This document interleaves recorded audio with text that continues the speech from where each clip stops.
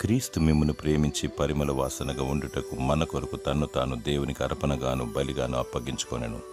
ఎఫెసీయులకు వ్రాసిన పత్రిక 5వ అధ్యాయం 2వ వచనము.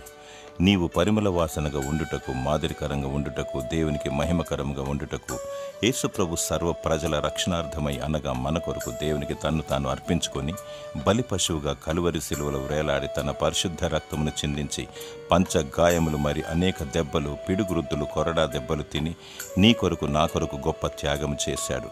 చనిపోయి తిరిగి లేచాడు. యేసు నిన్ను ప్రేమించుచున్నాడు. రక్షణ, నిరీక్షణ, స్వస్థత, ఆదరణ, నెమ్మది, శాంతి, సమాధానము, దీవెన, ఆశీర్వాదాలు నీ కొరకు దాచి ఉంచాడు.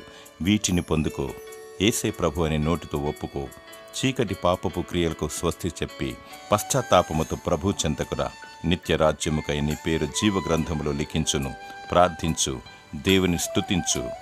దేవుడు నిన్ను కనికరించి పరిమళ వాసనగా మార్చునుగాక. ఆమేన్.